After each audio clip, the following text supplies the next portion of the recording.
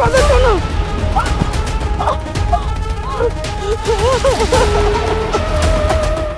মুসলমানরা যদি এই কথা জানতে পারে আমাদেরকে গ্রাম থেকে বের করে দিবে। ধর্মের ভেদাভেদ করিস না বেটা।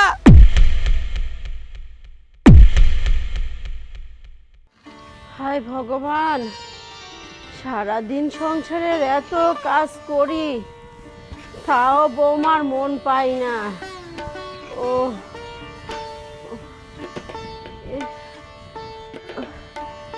গলাটা শুকিয়ে গেল, একটু জল খাওয়ার দরকার। বাড়ির ভিতরে গেলেই তো আবার চিল্লা চিল্লি করবি। ভাইপো একটু দাঁড়া না, আমার না খুব তৃষ্ণা পাইছে, একটু জল দিবি আমার? দে। রাম রাম রাম রাম রাম। হায় ভগবান, এ কি সর্বনাশটাই হলো? হ্যাঁ, আপনি হিন্দু হয়ে মুসলমানের হাতে জল খেলেন, আমি এই মুখ সমাজে কিভাবে দেখাবো?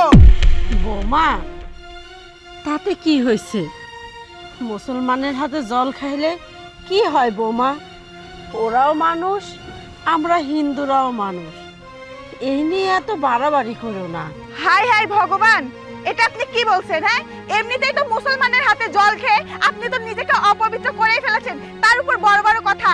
শোনেন মা, আপনি এক্ষুনি গঙ্গার জলে চান করে তারপরে বাড়িতে প্রবেশ করবেন, তাছাড়া বাড়িতে ঢুকতে পারবেন না। কারণ আমি সকালবেলায় পুজো শেষ করে পুরো বাড়িতে গঙ্গা জল ছিটিয়েছি। আমি চাই না যে আমার বাড়িটা আবার অপবিত্র হোক। বৌমা, এসব তুমি কি করছো? মুসলমানের হাতে একটু জল খাইছি, তাতে আমি অপবিত্র হয়ে গেছি? কোনো ধর্মকেই অসম্মান করা ঠিক না বৌমা। আচ্ছা, তুমি যখন কইছাও, তাহলে আমি গঙ্গা জলে স্নান করে তারপর বাড়ি ঢুকবো। ঠিক আছে, এক্ষুনি গিয়ে আগে চানটা করে নেন। আর শোনেন মা, আপনি আজকে যা ভুল করলেন, এই ভুল যদি আবার আপনি কখনো করেন, তাহলে কিন্তু আমার এই বাড়িতে আপনার ঠাঁই হবে না, এই আমি বলে দিলাম।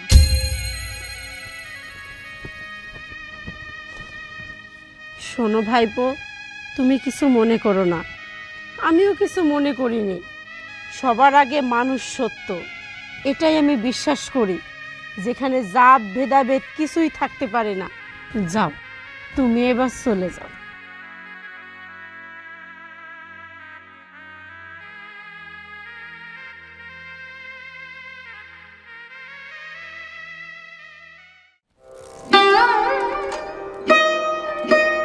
নূপুর, নূপুর, আমার জন্য এক গ্লাস জল নিয়ে আয় তো।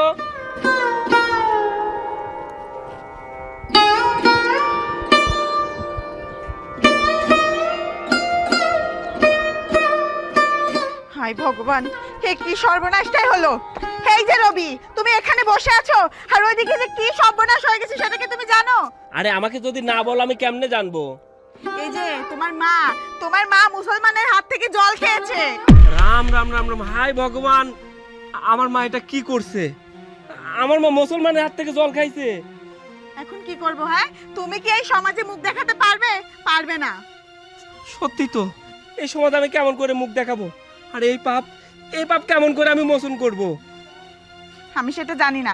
আমি সকালবেলায় পুজো শেষ করে পুরা বাড়িতে গঙ্গা জল ছিটিয়েছি, আর এখন তোমার মা যদি এই বাড়িতে প্রবেশ করে, আমার পুরা বাড়ি একবারে অপবিত্র হয়ে যাবে। তুমি তোমার মাকে গিয়ে বলো তোমার মা যেন গঙ্গা জলে স্নান করে তারপরে বাড়িতে আসে। কেন তুমি বলনি যে গঙ্গা জলে যেন চান করে পবিত্র হয়ে তারপরে এই বাড়িতে আসে? তোমার মাকে তো আমি বলেই এসেছি, এখন তোমার মা কি আমার কথা শুনবে? রাম রাম রাম রাম, আমার মান সম্মান সব চলে গেল। তুমিই বলো, আমাদের হিন্দু ধর্মের মান সম্মান সব নষ্ট করে ফেলছে।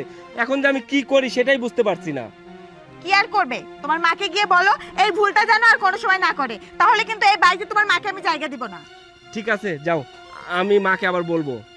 আমার মা আমাদের হিন্দু ধর্মের মান সম্মান সবকিছু একবারে ধুলায় মিশাই দিল। নূপুর, দেখ তো মা কোথায় গেল, মাকে খুঁজে নিয়ে আয় তো। ঠিক আছে দাদা। তুমি তোরে যাও।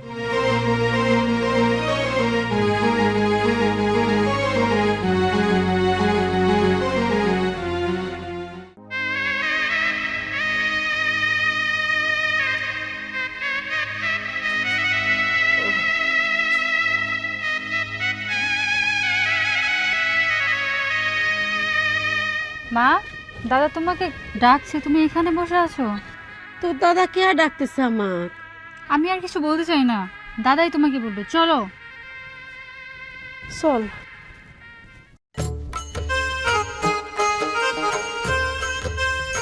আরে সুমন এই কেন তোর মন খারাপ কে? আরে কাকা আর বলেন না, এবারে রবি হিদু আছে না, হ্যাঁ রবি হিদুর মা হচ্ছে আমার থেকে এক গ্লাস পানি খাইছিল।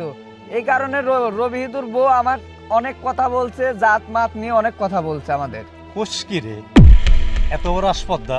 হ্যাঁ কাকা। শোন, এর একটা ব্যবস্থা করা লাগবে। আমরা দেখে শুনে রাখি একটা হিন্দু এই গ্রামে আছে, বাস করে, হ্যাঁ তার এত বড় আসপদ হবে, এটা তো মানে লওয়া না তো। এটা কোনো সময় তো মানে নেবো না। আজকেই একটা ব্যবস্থা নেওয়া লাগবে। হ্যাঁ খালি ব্যবস্থা না, ওকে গ্রাম ছাড়া করবো। শোন তোর মন খারাপ করার দরকার নেই, ওকে যেভাবে হোক এই গ্রাম ছাড়া করবো আমরা, ঠিক আছে? আর মন খারাপ করিস না।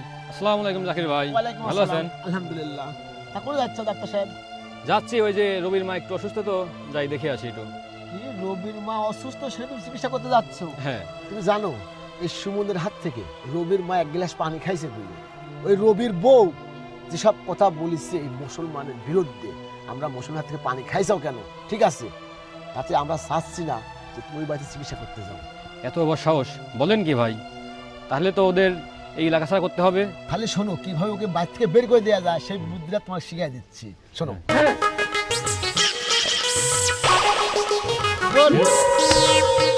ঠিক আছে ঠিক আছে, শুভ, তাহলে মন খারাপ করিস না, যা। ওকে।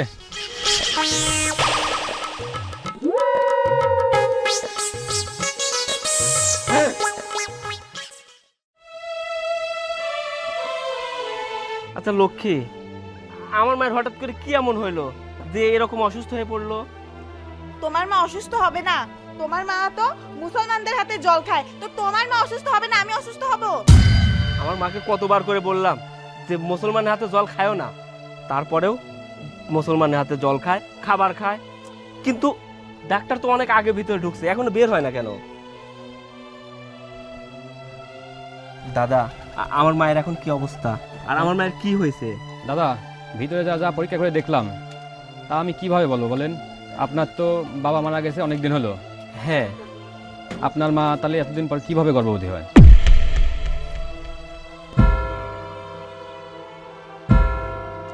দাদা, আপনার কোথাও ভুল হচ্ছে, আপনি আরেকবার পরীক্ষা করে দেখেন। আমার বাবা মারা গেছে অনেক দিন হয়ে গেছে, আর আমার মা এই অবস্থায় গর্ভবতী হয় কিভাবে? আপনার কোথাও ভুল হচ্ছে, প্লিজ দাদা আর একটাবার পরীক্ষা করে দেখেন। না, আমি মনে করছিলাম যে প্রথমে আমার ভুল হচ্ছে, কিন্তু আমি আবার পরীক্ষা করছি, একই রেজাল্ট। তাহলে এখন আমাদের কি হবে? আমাদের তো মান সম্মান সব নষ্ট হয়ে যাবে, আমরা এই এলাকায় থাকতে পারবো না। দাদা, এই কথাটা কাউকে বলবেন না। আমি না হয় বলবো না, কিন্তু সত্য তো আর কখনো চাপা থাকে না। আপনি কিছু একটা করেন আমাদের জন্য। এখন কি করতে পারি? দুইটা উপায় আছে। এখন আপনি হচ্ছে নাই গ্রাম ছেড়ে চলে যেতে হবে, আর নাই কিছু একটা করতে হবে। ঠিক আছে, আমরা একটা কিছু করতেছি, কিন্তু এই কথাটা আপনি কাউকে বলবেন না। ঠিক আছে দাদা, তাহলে হচ্ছে আমি যাই, আপনারা যা কিছু ব্যবস্থা করেন এটা। হাই ভগবান, এখন আমরা এই পাপ থেকে কিভাবে রক্ষা পাবো? ভগবান তুমি রক্ষা করো আমাদের। লক্ষ্মী, আমাদের এমন কিছু একটা করতে হবে যাতে আমি আর তুমি ছাড়া বা এই পরিবার ছাড়া অন্য কেউ না জানে। আর যদি অন্য কেউ জানে তাহলে আমরা এই এলাকায় আর থাকতে পারবো না, আমাদের এই এলাকা ছেড়ে চলে যেতে হবে।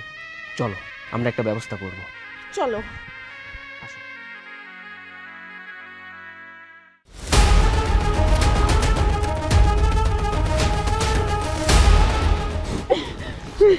মামা, মামা, মামা, মামা, কথা শোনো।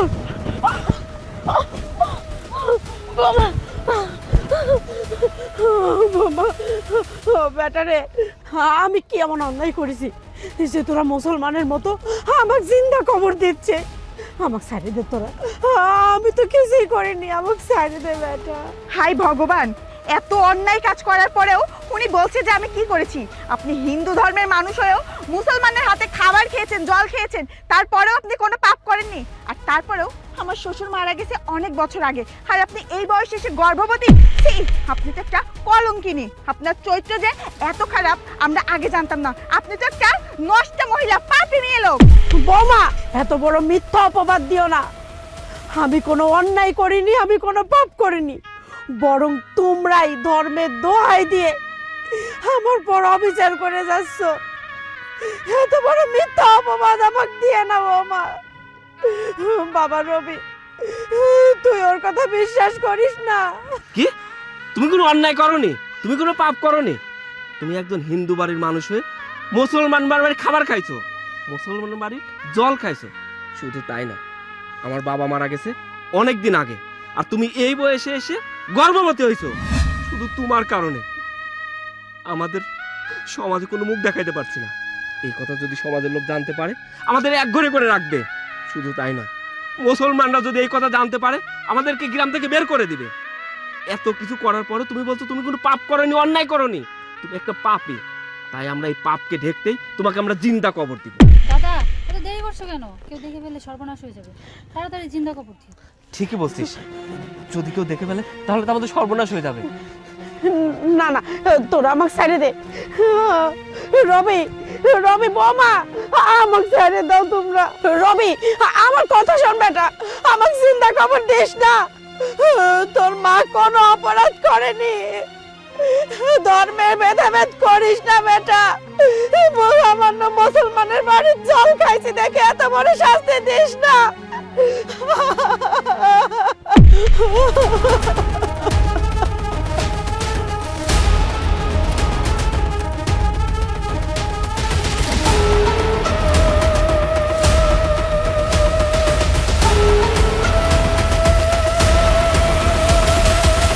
আরে তাড়াতাড়ি করো না রবি। রবি, ওই দল, ওকে দল। সি সি সি সি, মানুষ কতটা জঘন্য খারাপ হলে এরকম কাজ করতে পারে।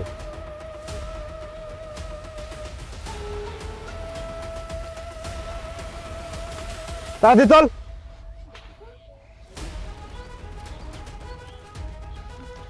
দাদা দাঁড়ান, ওনাকে ছোবেন না, উনি একটা অসতী নারী। আপনি চুপ করুন। কে সতী আর অসতী তা জেনেই আমি এখানে এসেছি। আর আপনাদের তো লজ্জা করা উচিত। আপনাদের ষড়যন্ত্রে একজন নির্দোষ মাকে জিন্দা কবর দিতে লাগছিল। হিন্দু ধর্মে বলে মা দেবীর সমান, ইসলাম বলে মায়ের পায়ের নিচে জান্নাত। তাহলে বলুন তো, আজকে এই মাকে যদি জিন্দা কবর দিত, কোন ধর্মে জিতত?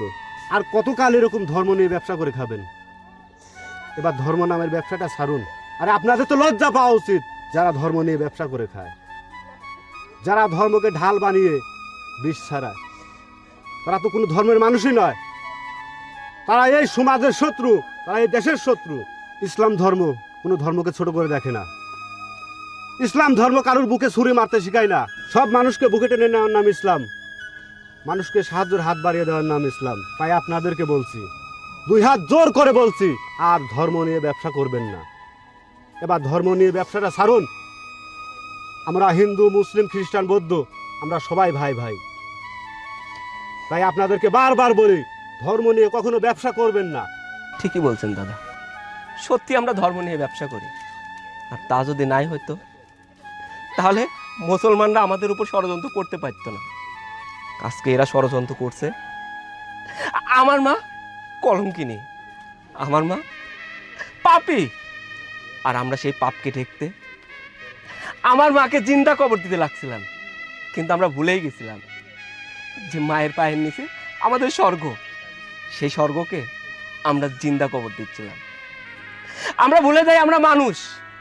এজন্য কবি বলে গেছেন, সবার উপরে মানুষ সত্য, তাহার উপরে নাই। কিন্তু আমরা সেই কথাগুলো কখনো স্বীকার করি না। আমরা শুধু ধর্ম নিয়ে ব্যবসাই করি। আমার মা কি এমন অপরাধ করছিল? আমার মা সামান্যতম অপরাধ করছিল, সেই হিন্দু হয়ে মুসলমান বাড়িতে জলপান করছিল, মুসলমান বাড়ির কিছু খাবার খাইছিল। সেই অপরাধ ঢেকতে আমরা এত বড় পাপ করছি। আমার মা বারবার বলছিল আমার মা পাপী নয়, কিন্তু আমরা বিশ্বাস করি নাই, সেটা মানতেও চাইনি। শুধু ধর্মের কথা বিচার করে, ধর্মের কথা ভেবে আমার মাকে মুসলমানের মতো জিন্দা কবর দিতে লাগছিলাম। দাদা, আপনি আমাদের চোখ খুলে দিয়েছেন। মা, আমাদের অনেক বড় ভুল হয়ে গেছে, আমাদের ক্ষমা করে দাও।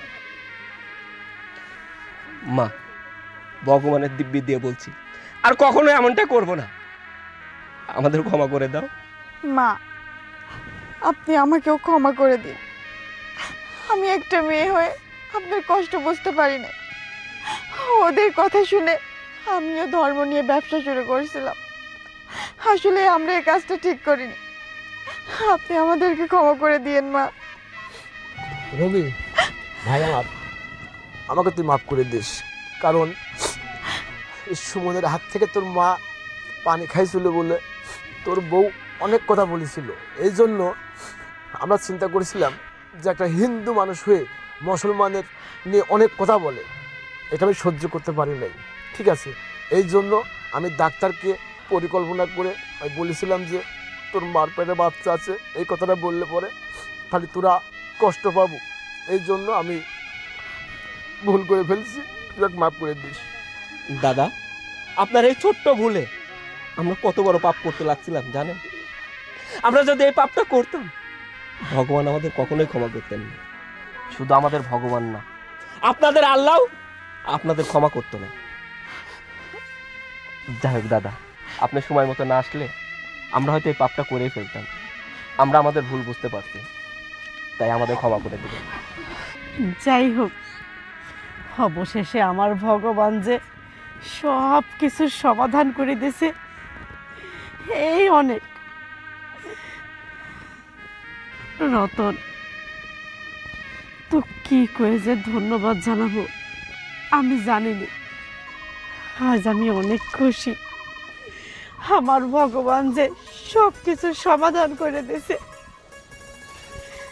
রতন, তুই ধর্ম কর্ম বিচার না করে তুই যে আইছিস আমাকে বাঁচাতে, আমি অনেক কৃতজ্ঞ তোর কাছে। সব উপরওয়ালার ইচ্ছা। ভাই রবি, আজ থেকে সব দ্বন্দ্ব বিবাদ ভুলে যে আমরা হিন্দু মুসলমান আজ থেকে সবাই ভাই ভাই। হ্যাঁ, তাহলে আবারও কি প্রমাণ হলো? সবার উপরে মানুষ সত্য।